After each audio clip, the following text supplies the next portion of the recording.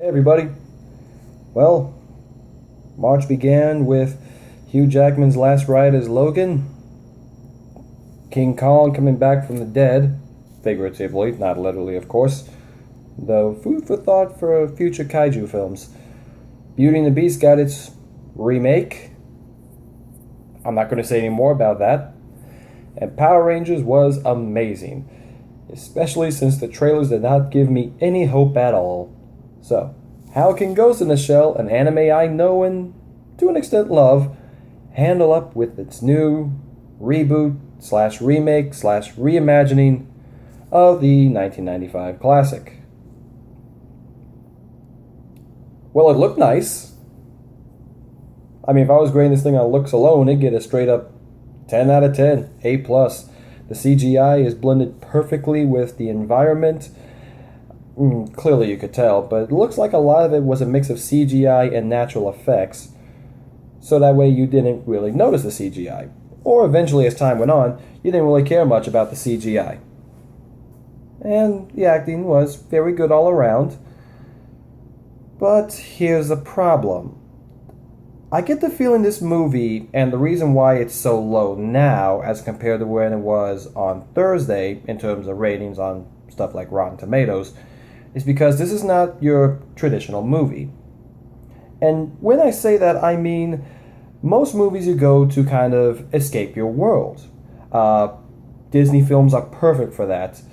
You feel like you're traveling to another land and seeing a story unfold. Or it's one of those movies where you could just turn your brain off and just enjoy the mindless action. Heck, if you want any more of that, look at the Fast and the Furious movies. Or The Raid. Or John Wick. Actually, a lot of movies kind of like that. But Ghost in the Shell is a bit different.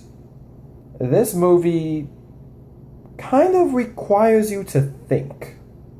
And when I mean that, I mean this is a very... I can't even say style over substance.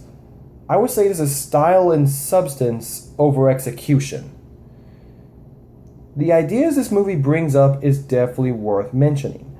It deals with the idea of what would happen if you take your brain out of your body and put it in a robot body. And I know people think, oh, that's a nice idea. I get cool stuff. I might get a nice mechanical arm. I can maybe shoot lasers out of it. Doesn't happen in the movie, but still. Or, heck, maybe I can get, optical eyes so I can see better. Fix any hearing. This is some really good stuff.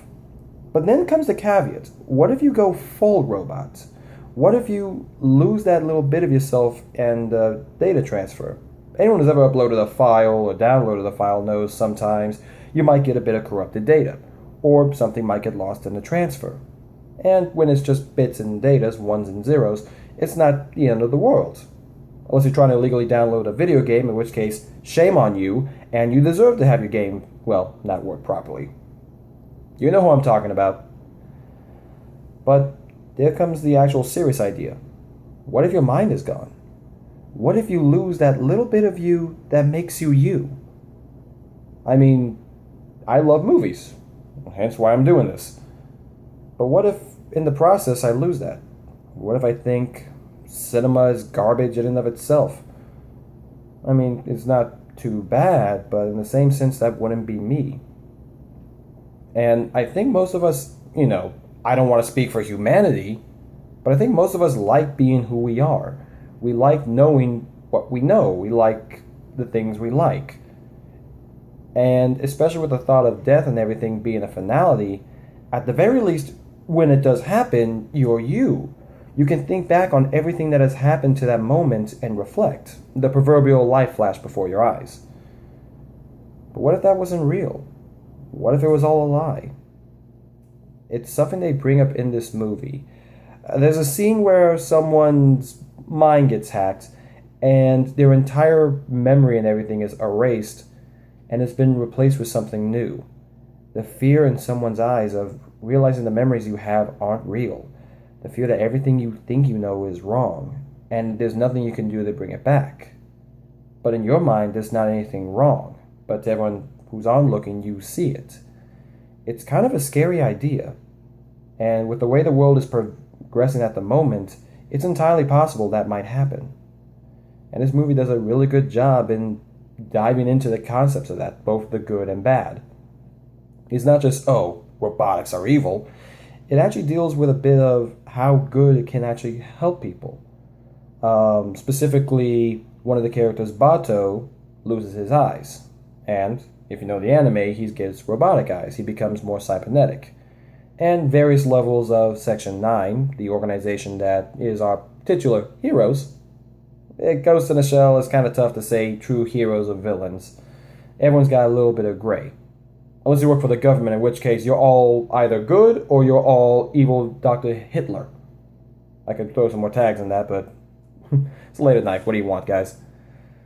But yeah, it's a really good movie, but you have to think. And I don't mean if you can't think, that's a bad thing. But that might not be why you go to the movies. Like I said, you go to be entertained. And this is an entertaining movie, don't get me wrong. But it's not one of those things you kind of die hard have to see in the theaters if you go for that particular reason. And any of you are going to go see Scarlett Johansson in very skin-tight outfits, you'll get your money's worth and then some, I can tell you that. I do miss the original design of the Major, and I do know in the movie, which I haven't seen in over 15 years, which I probably should rewatch again in hindsight, but I miss the old design, the black kind of, not black, sorry, purplish pink top that goes over here that goes down to the lower region and loops around.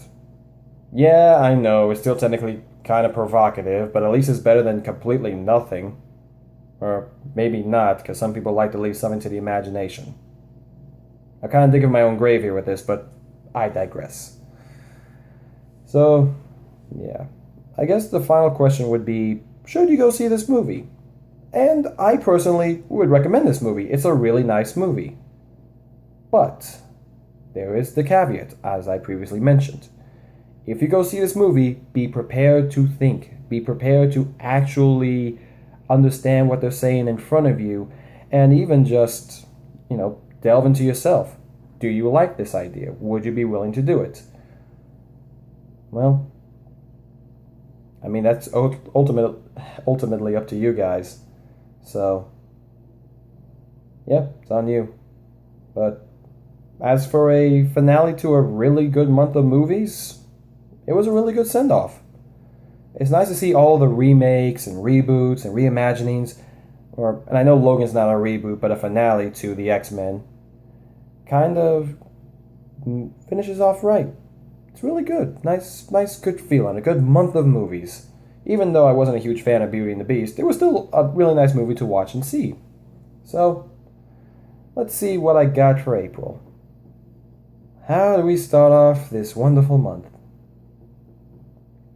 With the Smurfs Village and the Case of Christ. I don't know which one I'm going to go see, but I'll leave it up to you guys. Subscribe, comment below, let me know, and I'll go see whichever one gets the most votes. And if no one decides to write anything, or it's a tie, I'll just grab a coin and flip it. Because I really don't want to see either of those movies for two particular different reasons. But who knows? Maybe they'll both be good. Maybe the one I pick will be a masterpiece. Or no, in my luck, maybe the one I pick is complete dreck, and the one that I didn't go see happens to be really good. Karma and craziness happens to work that way. Well, anyway guys, this is Kevin Riley signing off, and I'll see you guys next week. Y'all have a good night.